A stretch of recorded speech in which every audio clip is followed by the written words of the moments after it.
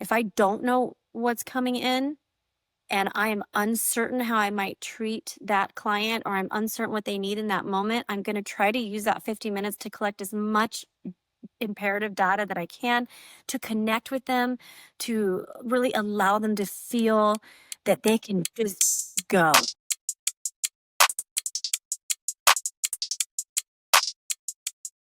Today, we have the honor of hosting Camille Carter, a marriage and family therapist with 27 years of experience.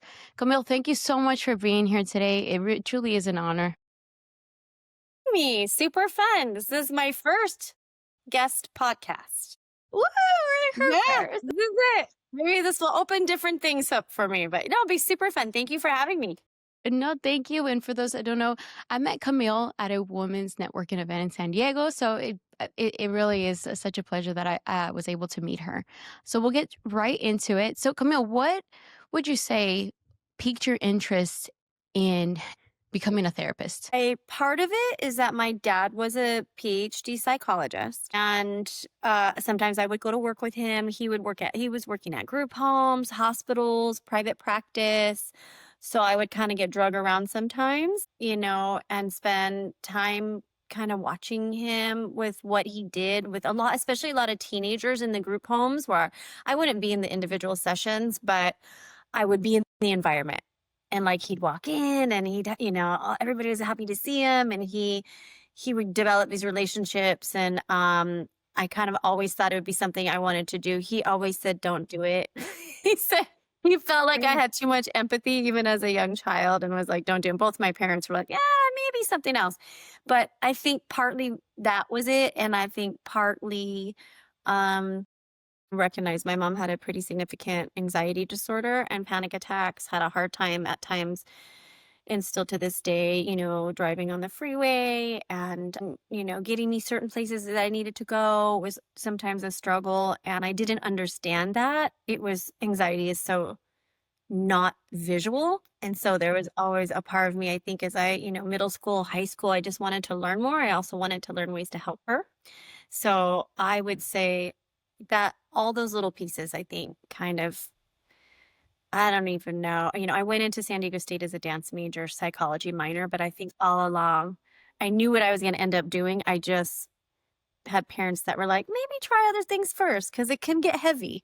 And so I listened to that for a while until I was like, no, this is kind of like who I am, I think, what I'll end up Wow. doing. So going into your college journey, Mhm. when did you realize you know what, actually I want to focus more on the Uh, psychology part? I mean, dance major, that's I know. It the was big so switch. silly. It was like I was Well, such a big dancer in high school mhm. and I had had an opportunity. My stepmom had been born and raised in New York in East Hampton. And she was like, if you're going to do this, like you need to move out of San Diego and LA and you need to go to New York and really do this. And I think I just kind of panicked a little bit. Like I wanted to continue my dance career. I wanted to go for it. And then the other part of me, it was just fear. It was like, if I get hurt, if I break something, if I don't succeed, I have no education under my belt. And so then I thought I would try to do something in the middle where, like, I'll go to San Diego State University and I will be a dance major and psychology minor, which was fun the first semester, kind of trying to do both. But I just loved the courses and I ended up getting a degree in psychology, bachelor's of psychology, minor in sociology. So in 98, I knew I wanted to work with kids and I had a mentor say to me, if you want to be in a room doing therapy with a kiddo, you have to get your master's. Like, or you're just going to be at sort of this lower kind of like base level forever. You have to get your master's, which was great. So I continued at San Diego State at a really amazing, amazing family systems master's program, master's of science in counseling with a specialization in marriage and family therapy. I still quite didn't know what I was going to do with it, but I thought, well, I love school. I already owe so much money in student loans. Like, what's another 3 years? At the it's just like didn't know anybody that didn't have school debt. It wasn't really about like making money like I was gonna be.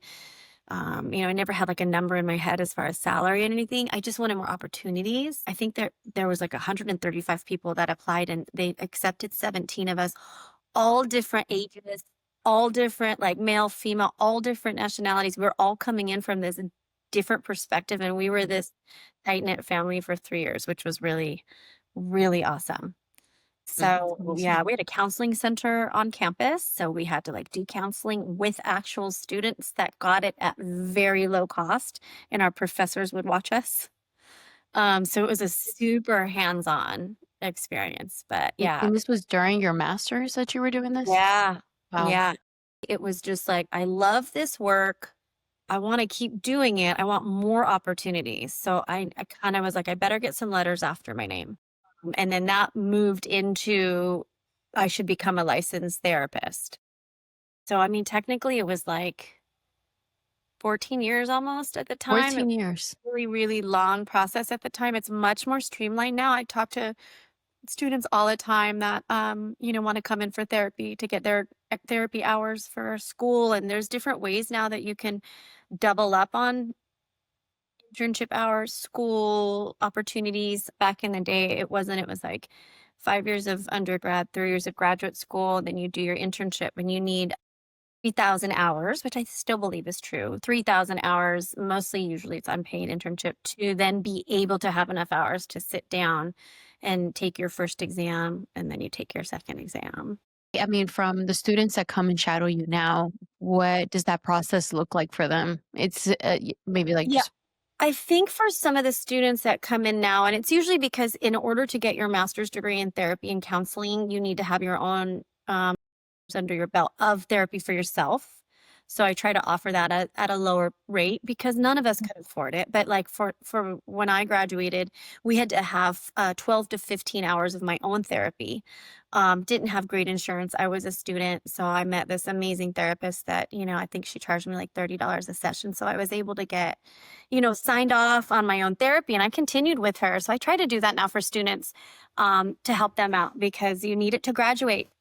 right. And what would you say? Like, I noticed that like the word therapist and psychologist are interchangeable, but like, I mean, obviously going to school and seeing all the opportunities, what would you say is like the biggest difference and why It's people really mix it interesting. up? Honestly, Stephanie, I struggle with this all the time. I mean, like psychotherapists, marriage and family therapists, licensed marriage and family therapists, psychologist. Then you have like social work, which we can kind of do similar things. When I was working in the foster family agency, we had some social workers out of college, and then some more counselors. The people that are in my circle, a lot of the psychologists in my circle do a lot more testing, a lot more research. Maybe they're heading towards their doctorate. And then you've got like a lot of life coaches out there, which are probably awesome, but I don't really know what schooling, some of them have to what sort of certifications. I love that there's a variety of ways to help people in this day and age, which is amazing. But I call myself a marriage and family therapist, but there are times where I'm talking to people and I will say, I'm a psychotherapist because sometimes marriage and family therapy, which was my certification, someone will go, "Oh, so you don't work with kids?" Or like, "Oh, so like I wanted to come in for like mother-daughter." And I'm like, "No, I do all of that," which is, I think it's confusing for all of us. Yeah, because I feel like people use it interchangeably, and I know, like I Mhm. think you said it perfectly though. It's like some folk get the psychologists more focused on the research part. So no, it makes complete sense. Yeah. And then Um, they'll ask me if I could, prescribe medication. I'm like, "That's a psychiatrist, but I work hand in hand with oh, them." that's So it's okay. like, "Oh, I can't do that." But did we learn about psychopharmacology? Yes. Do I try to continue learning in my own education? Absolutely, because most people in this day and age that walk into my office are on some type of medicine, and I would need to have some type of an idea about it.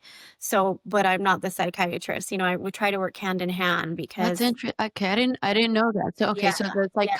The psychiatrist psychiatrist would do more provide. medicine management, yeah, and then ideally, for people that come in, with significant, diagnosis and symptoms, it's like we can't just do the magic pill, but sometimes I can't get out of bed to get to therapy. So Mhm. this is like a psychiatry, psychologist, psychotherapist world, collides because it's like environmentally, like if you need a medicine to balance whatever is going on, will also have that therapist too. Mhm. And there's so many different types, so many different specialties now too that I um that I will refer out if somebody wants like Mhm. rapid eye movement, or if somebody, wants, more cognitive behavioral like brain, um, testing and such. So there's so Mhm. many amazing like professionals out there that we're all might be still trying to help someone with depression.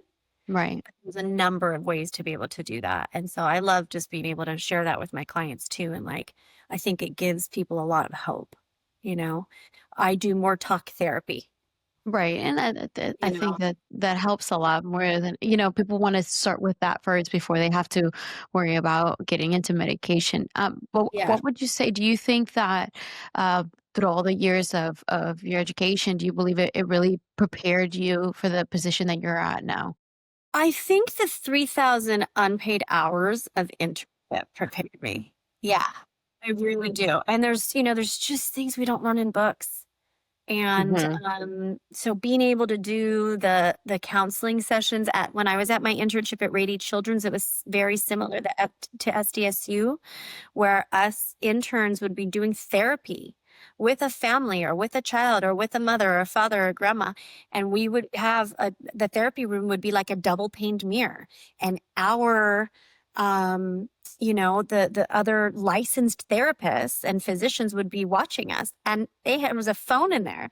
So they would actively be guiding you if you got stuck, or, I still do like talk with my hands a lot. And they say, Kim, like sit back, come here, So they relax. would tell you like, "Okay, You're you need to go." waving that pencil. The Wow. most interesting experience of my life, because you're literally, I hate to say it, but when you're getting your hours, you kind of faking it until you make it, because you haven't seen it all. I mean, even at 49 and having done this for so long, I always tell my husband, if I ever get to a point where I think I am like the expert on people's lives, like I will become a yoga teacher, because I think that is, we can never ever be Mhm. that good Yeah. that you just like, "Oh, I got this down," because every individual is so different. You can do a fabulous intake, but somebody walks in the door, they might be feeling different than they did 4 days ago when you took your intake. So you're always trying to collect. But the intern hours, and if you could do multiple internships, it's really neat, because then you do multiple. I worked with some of the autistic population for a while. I worked with the foster family agencies for a while. I worked in the schools and severely emotionally disturbed classrooms for a while as a therapist in there. Um, some adult work. I did a little private practice work, when I had enough hours, with one of my mentors who specialized in anxiety disorders. So changing it up in your internship, because you're out there doing the work, but you're still being supervised by licensed clinicians. So you're not fully on your own, but you're doing it, I think it's like there's And that's nothing. what I was gonna say, like, how do you, I guess, you're saying that the internship is really what prepared you, but, and let's say now, or, when you became licensed and you were out and there was a situation where you're like, "Okay, how do I handle this? I don't have somebody, on the phone right now telling me what I should say," Right. How did you overcome that? Like, what did you, how I did mean, you it handle happens that? all the time, honestly. Mhm. Like, Really? new diagnoses are coming out all the time, and multiple, dual diagnoses where someone's dealing with two things at the same time, or a crisis, trauma. I think, to be completely transparent, I try to do the best that I can to be attentive and to be a good listener, and to make sure they are feeling seen and heard and supported. And I will do my homework if I have to afterwards. If I don't know what's coming in and I am uncertain how I might treat that client, or I'm uncertain what they need in that moment, I'm going to try to use that 50 minutes to collect as much imperative data that I can, to connect with them, to really allow them to feel that they can just go and just be open and get it all out. I tell you, 90% of the time, I don't have to have all the answers. I don't. I will do my homework though. If it's a diagnosis I haven't heard of before, we have a lots of different diagnoses, a lot of them, especially with these younger kids, or if it was, let's say little Tommy who's 11, but now he's on this new medicine for the last 6 weeks, and now I'm seeing this. I didn't know what Tommy was like before that. So I try to, hey, mom, dad, when he's at school next week, why don't you come in for the next session and then share with me a little bit more of the history, share a little bit more what you saw before this, because this is what's presenting in my office now. But I don't know what it was like 6 weeks ago. So and then, journals and other therapists, like, with HIPAA and confidentiality, I can't just go chit chat about it with friends, but I can go to my other therapists and be anonymous, and we help each other out at times. I'm having a really tough case. What are your thoughts? And just honestly, always learning, like always trying to learn. I have been specializing in anxiety disorders my whole life. My mom's had panic attacks my whole life. I struggle with anxiety my whole life. I've read all the books. I did my thesis on anxiety. I still, probably, I don't know, such a big percentage of people come in my office and they say, "Hi, I'm so and so, and I feel like I'm anxious. I feel like I have an anxiety disorder. I feel like I have, whatever that might be." And I just say, "Okay, what does it feel like to you?" Like, I know what the books say. I know my experience. I know, the gal I saw before you. But what does that feel like to you? Because sometimes in this day and age, I feel like words can be just used generally. And Mhm. so even with that, I'll go, tell me about your anxiety. And I try to say the anxiety because a lot of people really feel like it's them and it's going to be them for the rest of their life. They're like, "Hi, I'm Sarah and I have anxiety. I'm Yeah. this." I'm like, "No, you're Yeah, it's not. You're definitely Sarah. yeah. And, here's Mhm. anxiety. Mhm. And you're really, really struggling with that right now. So it's not going to be a part of you for the rest of your life. You're battling that right now. So tell me what that feels like to you." And I just really, really try to constantly learn, because when I had panic attacks was very different than when my mom had panic attacks. Which could be different than one of my clients. Like, is it a feeling of worry? Is it a feeling of doom? Is it an uncertain feeling of something bad's going to happen? Or are you standing in the line at Target and your heart starts racing so fast you can't see and you need to sit down because you're blurry? Like, so anxiety is, I wouldn't wish it upon my worst enemy, but it is not like so many of our DSM diagnoses. It's not one size fits all. We really just need to be able to try to create an environment for our clients that they feel open and comfortable sharing. Then I can help more.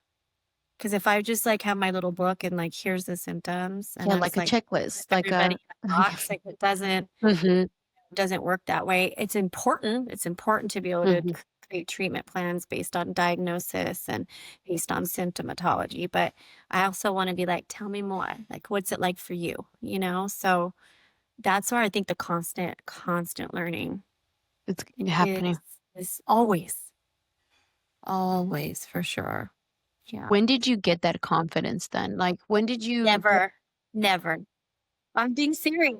Never. there? Honestly. I mean, 27 years, I know what I guess No, I mean, I've done so many different things, Yeah. and, um, no, I mean, I had an initial phone session a couple hours ago with a gal,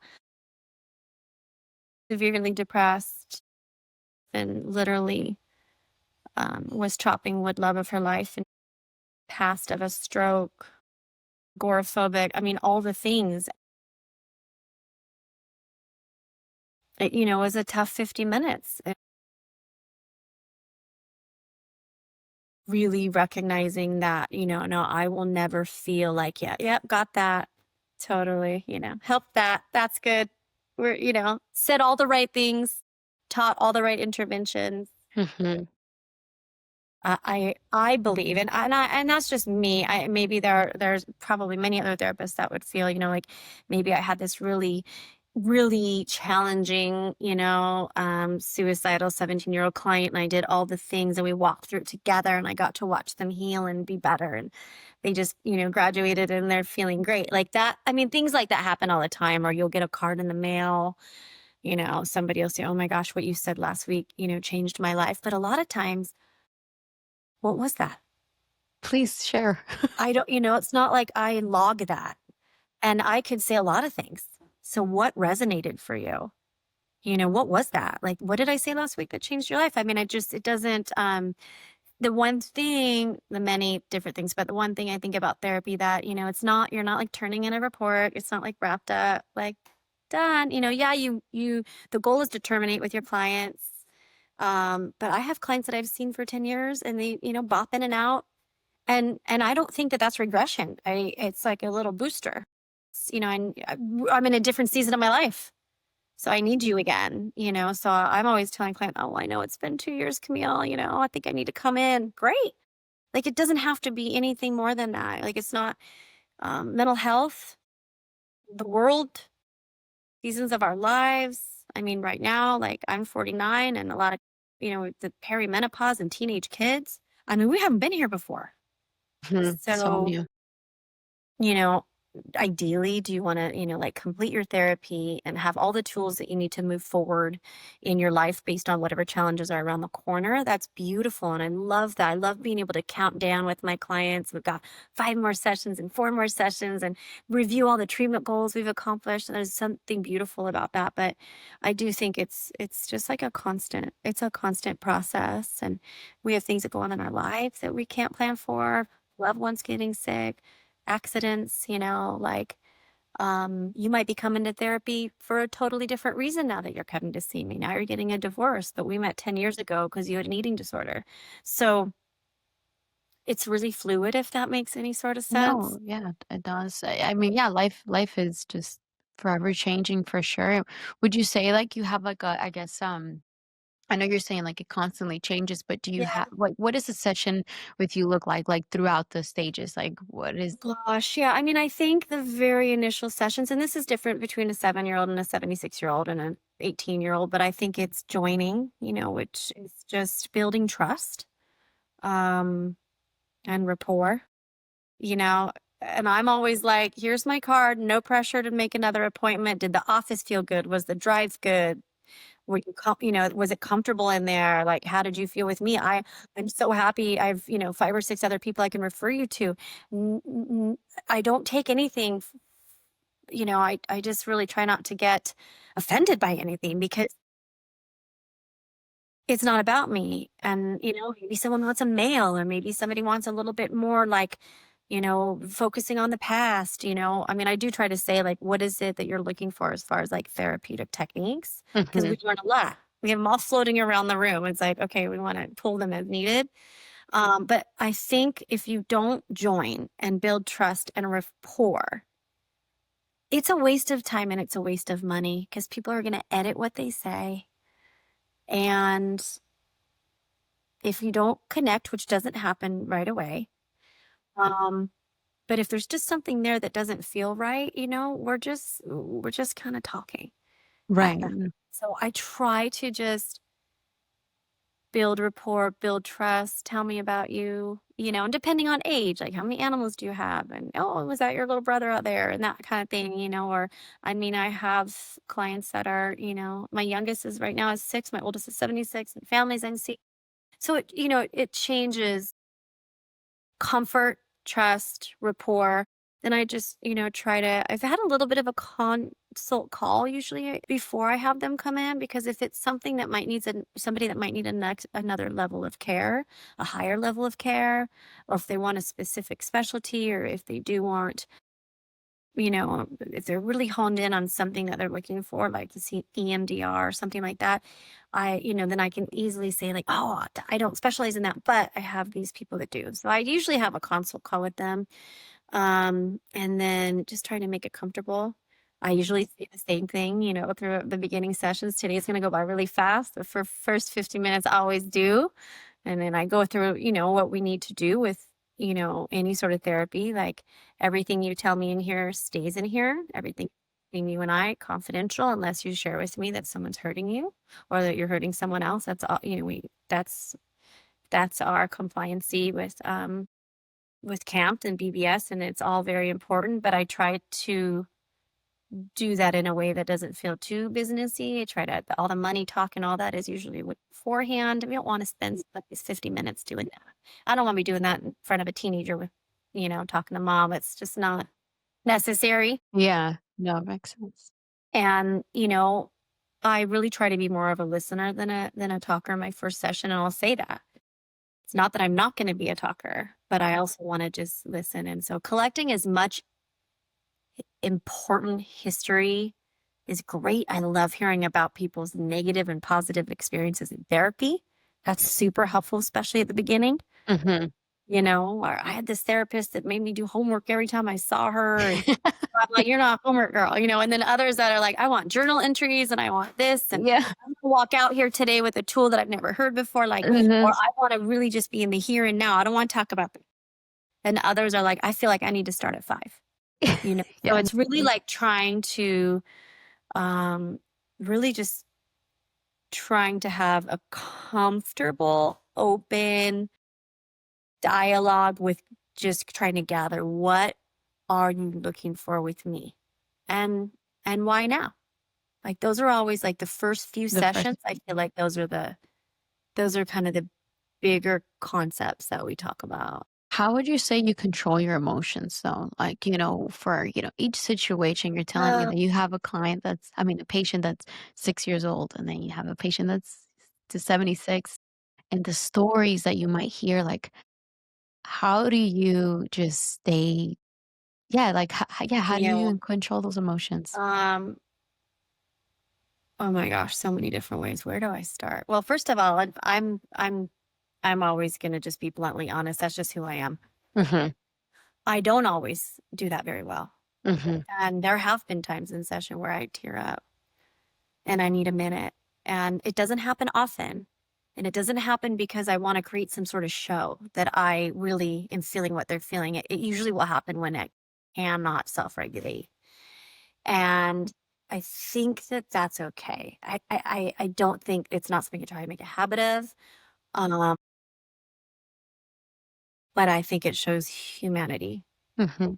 And there have been times where I've been that touched. So I will say that I think that's important.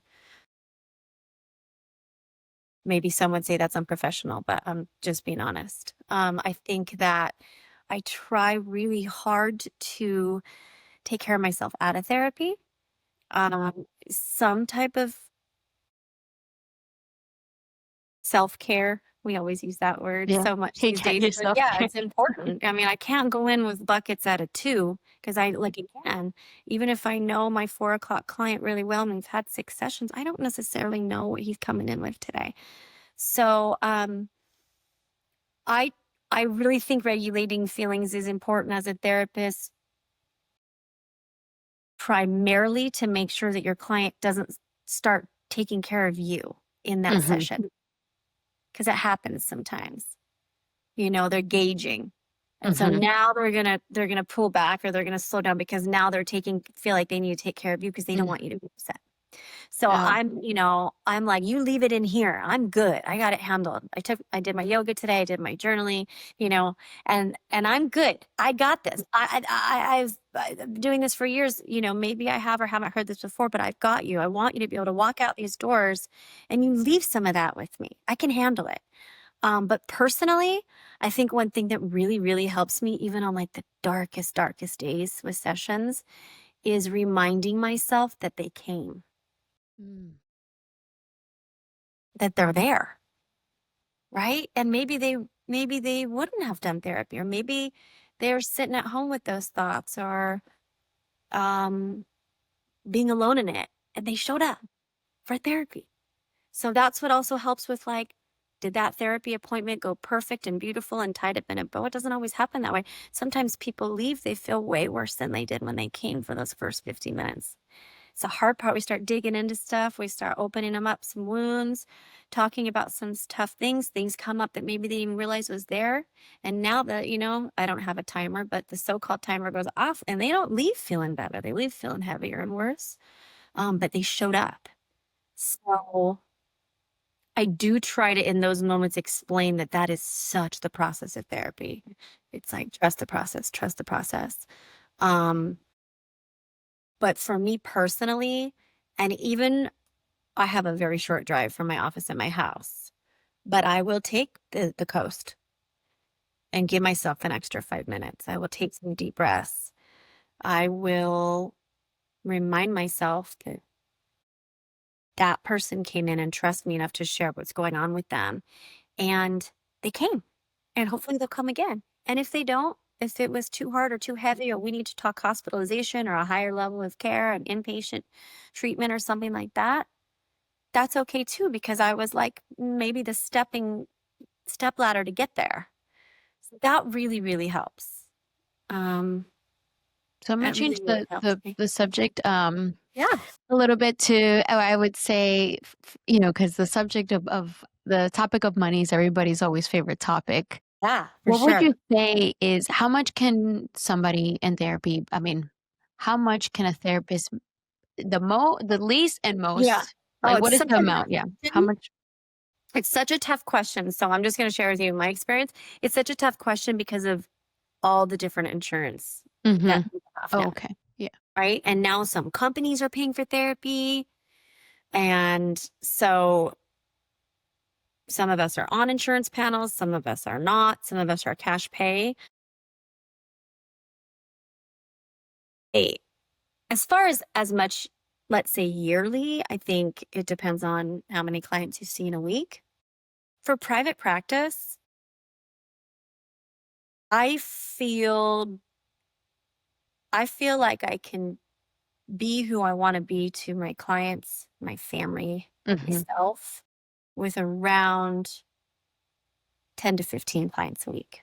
Mm-hmm. Wow, that's a lot At of clients. around somewhere between, with my insurance clients, somewhere between, let's say, 100, somewhere between, let's say, 80 and $200 a session, a 50-minute Mhm. session.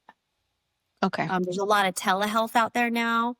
I'm on a couple of the telehealth panels because I share my office. And so it's great to have those type where you can't see in person and you can do telehealth, and they don't pay as much. Most of them range from about $90 to $100 for a session.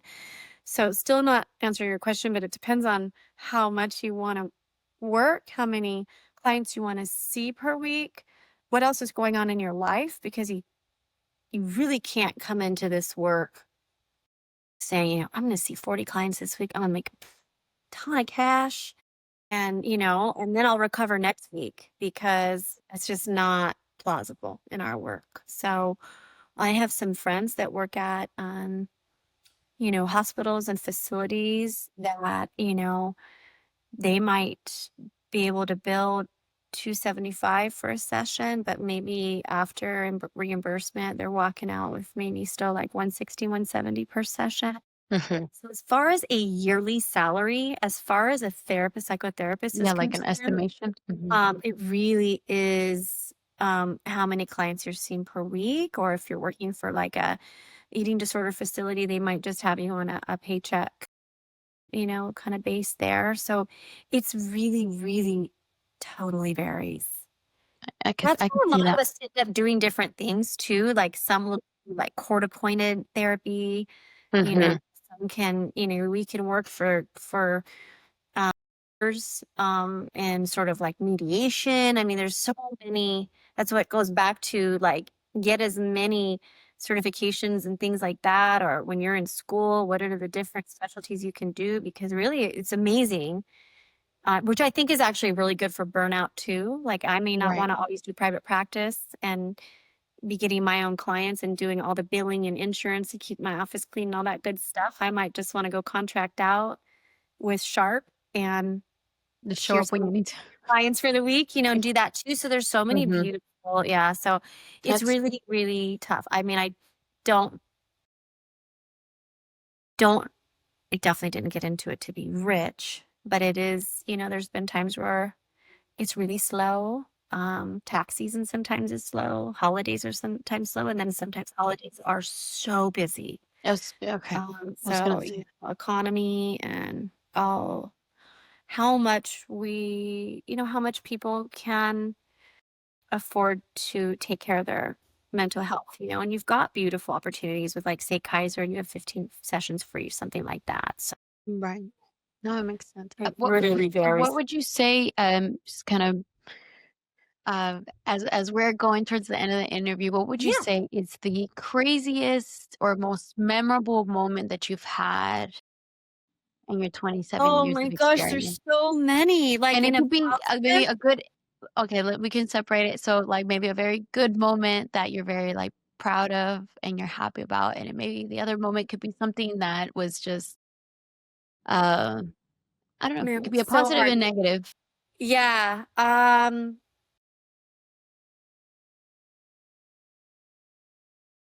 Gosh, there's so many. I mean, I could talk about this for hours, so I'll just grab two.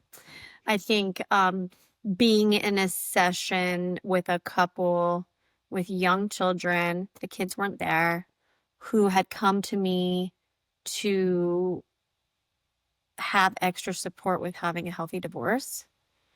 And after seeing each other for, half a dozen times trying to discuss co-parenting and how this was going to look, really just being able to get into some beautiful conversation about their marriage and then them ending up reconciling was like definitely, those are the highlight days. We came in to tell you that we through this time talking about these things and what we've learned and this time with each other and your help and us communicating differently and stuff.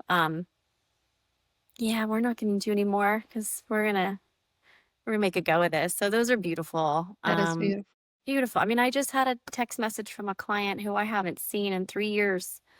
I just had this last Tuesday actually, and she just wanted to see if she can come in next week because she's heading off to college and she feels that we need a proper goodbye because she doesn't feel that she would be who she is and be doing what she's doing right now and getting off to school if it wasn't for me, which I know is not true. There's a lot of people in her life, but I'll take it. And so, I'm at dinner with my family and I hear my phone go off, and those moments, they just really bring me to tears. It's like I said to her, "You worked really hard in therapy, but I would love to see you before you go to college, but you worked hard. I was there alongside you." So I think, the tougher ones are just, when I know I feel intrinsically that I need to dig deeper with somebody or I need to call them on something where I feel like maybe they are not being truthful with me or truthful with themselves. And there's anger and there's throwing the things and heading out the door and slamming the door and I'm never talking to you again and I mean, have whatever. you ever felt like you were like, your safety was, Well, yeah, many, many, um many times. Yeah, really? many times. Yeah. What happens during those times, like, where you feel like your safety has been compromised of mm, We're taught different things in graduate school and in internships and different, when I was working with the kiddos when I was young, I got stapled, I had chairs thrown at me. Like I was, we were in the classroom with severely, severely behaviorally challenged kiddos. And so, we had like the padded room and all of that to keep them safe. Back in the day, that's what they did. But for me as a therapist, I would try to use all my tools that I could to create calm. I mean, there's so many things. It's so interesting that question because I just yeah. flashed on like one of my little sweet students that we had to work with a lot of abuse that he was enduring, and working with the dad and working with him and watching dad learn tools and ways to be able to parent him without any sort of physical or emotional abuse was pretty huge. And he was so excited about it that he found a penny and taped it to a card that he wrote and brought it to me to say Oh, thank you for teaching his daddy to use his words when he was frustrated about things. There's so many, but I just do different things. Like I think probably for the most part, especially in private practice, um, put our desks a certain way and our chairs a certain way, and not facing my door, and my last client leaves and I'm locking the door, and really truly if I and it hasn't happened often, but like if I feel it in my core, that I'm not feeling safe or comfortable, and especially as a female, there have been times where I can tell that maybe someone's telling me something because they want to like see my reaction, and it's mhm. not appropriate or based on what what that person's coming to therapy for, and it just doesn't feel right. I just will I will just be I will not reschedule them. I will refer them out. I always have an ample list of referrals. And you know what? I'll just say, I could just tell that it didn't feel like a good fit for us. And I am not the right therapist for you. And that there probably is somebody that will be able to match you where you are or to be able to be better at what you're looking for. And so, that has happened a couple times. And Mhm. maybe, it's nothing really tangible. It's just a feeling. But if I feel that way, then I'm not really going to be able to lean into providing good service. Mhm. That's where the self care and the really being able to have some type of like work life balance, quiet time where we can check in too, you know, with ourselves and, what it's okay. Same with, what we call like transference and countertransference in the therapy world. I lost my dad 8 years ago, and just as it happens, my next, I don't know, 2, 3 clients after that, had just lost a parent. And so, I had to quickly just, recognize like probably I'm not the best one for them right now, but I have beautiful, amazing people in my circle, amazing clinicians. And not that I didn't want to, but being able to recognize um, probably not what I should be doing now. So let me take care of me, let me grieve, let me work on that. Then I will be able to take on new clients that maybe have just lost even a father, like I just did, just being really honest with ourselves. And that's okay. Yeah. But for And people that are listening, yeah. let's say they're going through a tough time, whether it's maybe they're dealing with a teen that is having suicidal thoughts or somebody that just lost you like you're talking about, losing Mhm. a family member or someone very close. What would your advice be for them? I don't know if it's completely With different. suicidal thoughts, and ideation, it's, trying to get them help as quick as possible. Any extra set of eyes, any extra support, reach out. Reach out. There's hotlines. Reach out. You know, um, doctor, therapist. If you have a good, relationship with their MD, their primary, just reach out, ask for support, ask for help, get extra sets of eyes. Uh, Sometimes therapy alone is absolutely what needs to happen. Sometimes it's more. So, I mean, my advice is always to not be shameful, not be embarrassed, and also not just look over. Like, even if it's a friend and you just have an inclination or a feeling, try to get as much support as you can. Grief, loss, same thing. Walk alongside them. Maybe they don't want to sit and talk. Maybe they don't even want to cry in front of you, but just walk alongside them. And it's especially with grief, it's like you know trauma, grief, crisis, to have the bandwidth to get on the phone, figure out who your insurance covers and who's in your area and who's accepting clients and who's not, and all this, like being able to ask others to help you. That's the For hope. sure. Even if it's a neighbor or someone, like, can you just help me make these phone calls? To which is really, really hard when it's really dark. So for those of us that are paying attention, friends, family, neighbors, coworkers, and Mhm. such, great. It's bravery and being able to check in, you know, and maybe it's just like, do you want to go get a cup of coffee? Because something's up, or Mhm. so how are you? There's, yeah, it's not really like one specific That makes sense. answer, but I always say, just let's try to get you all the services you need and all the support that you need. And if you don't need them all, then great. Now you have options. For sure. Yeah. And what would you say an advice for somebody that wants to pursue this career? What is your biggest advice for them? And is there a person that you think that is not for this job at all? Think your second question, I don't think that there's probably a person that's not for this job. I think I think if you have the heart to help and you want to learn and you stay authentic and you are true to sort of your gifts. I think that, there's so many different types of therapists out there.